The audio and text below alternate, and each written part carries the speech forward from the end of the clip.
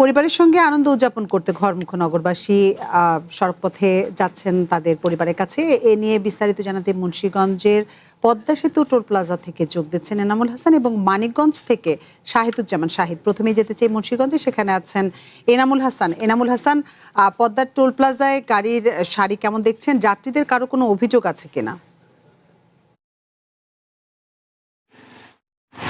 এই মুহূর্তে দাঁড়িয়ে আছি পদ্মা সেতুর টোল প্লাজায়। এখন কিন্তু টোল প্লাজায় কিন্তু তেমন কোনো গাড়ির সারি নেই।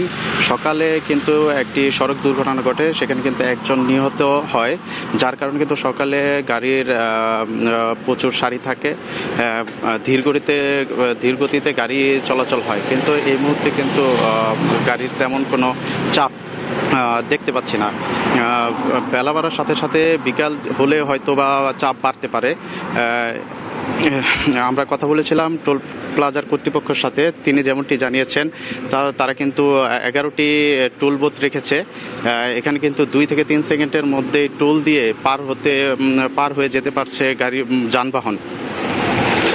আমরা কথা বলেছিলাম আমরা কথা বলেছিলাম আইন শৃঙ্খলা বাহিনীর সাথে। তারা যেমনটি জানিয়েছে পদ্মা সেতু ও ঢাকা-মাওয়া এক্সপ্রেসওয়েতে যে গুরুত্বপূর্ণ স্পটগুলো রয়েছে, প্রত্যেকটি স্পটে কিন্তু পুলিশ মোতায়েন রয়েছে। আমরা কথা বলেছিলাম যাত্রীদের সঙ্গে, তারা যেমনটি জানায় সরকারের যে নির্ধারিত ভাড়া রয়েছে সে ভাড়া থেকেও কিন্তু অতিরিক্ত ভাড়া তাদের কাছ থেকে আদায় করা হচ্ছে। তারা কিন্তু আইন শৃঙ্খলা বাহিনী এবং প্রশাসনের কাছে তারা দাবি জানিয়েছেন যাতে এই অতিরিক্ত ভাড়া আদায় না করা হয়। এই ছিল আমার কাছে সর্বশেষ পরিস্থিতি। এনামুল হাসান, আপনি সাথেই থাকুন। আমরা এবার জানতে চাই ঘাটের খবর। মানিকগঞ্জ থেকে আমাদের সাথে যোগ দিচ্ছেন শাহিদুজ্জামান শাহিদ। ঈদযাত্রায় ফেরি এবং লঞ্চ চলাচলের প্রস্তুতি নিয়ে বিআইডব্লিউটিএ কর্তৃপক্ষ কি বলছে? বাংলাদেশে এলো এই প্রথম টাচলেস আরএকে সেন্সেশন ওয়াটার ক্লোজেট। আপনি যেমনটি জানতে চাচ্ছিলেন, বিআইডব্লিউটিএ কর্তৃপক্ষ এবং এই ঘাট সংশ্লিষ্ট যারা আছেন তারা আমাদের কিন্তু জানিয়েছেন যে এখানে কিন্তু কোনো ধরনের অপ্রীতিকর ঘটনার কিন্তু সুযোগ নেই। পাশাপাশি পাটুরিয়া অংশে আমি যদি বলতে চাই, এখানে 18টি ফেরি দিয়ে পাটুরিয়া এবং দৌলতদিয়া অংশে ফেরি চলাচল করবে। পাশাপাশি 17টি লঞ্চ কিন্তু এখান থেকে চলাচল করবে। পাশাপাশি আমি যদি একটু জানাতে চাই, আরিচা যে অংশটা সেটি খুবই গুরুত্বপূর্ণ অংশ। সেই আরিচা থেকে কাজিরহাট পর্যন্ত সেখানে কিন্তু 6টি ফেরি চলাচল করবে। পাশাপাশি সেখানে 17টি যে লঞ্চ আছে সেগুলো কিন্তু চলাচল করবে। একটু যদি জানিয়ে রাখতে চাই, এখানে কিন্তু ঈদে ঘরমুখ মানুষের যে চাপ, সেই চাপ কিন্তু সকাল থেকে বাড়তে শুরু করেছে।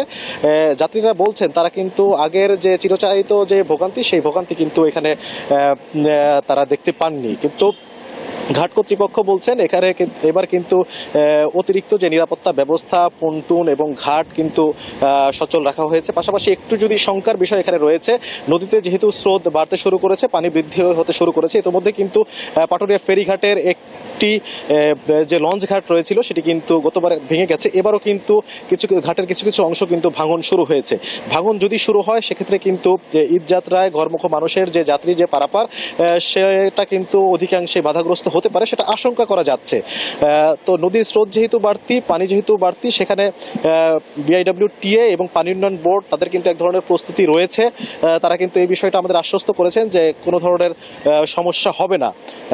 আমি যদি আরেকটু বলতে চাই, কিছুক্ষণ পর কিন্তু পাটুরিয়ার যে ঘাট আছে, এই ঘাটে কিন্তু নৌ পরিবহন প্রতিমন্ত্রী রাজীব হাসান তিনি কিন্তু ঘাট এলাকা পরিদর্শন করবেন, যাত্রীদের সাথে কথা বলবেন, সংশ্লিষ্টদের সাথে কথা বলবেন। এখান থেকে কিন্তু তারা কিন্তু এক ধরনের মেসেজ দেবেন আসলে, যাতে ঈদযাত্রায় ঘরমুখ মানুষ স্বস্তিতে বাড়ি ফিরতে পারে, তাদের কোনো ধরনের সমস্যা হচ্ছে কিনা সে বিষয়গুলোও কিন্তু তার বক্তব্যের মাধ্যমে উঠে আসবে। তো পাটুরিয়া ফেরিঘাট থেকে এই ছিল আমার কাছে সর্বশেষ।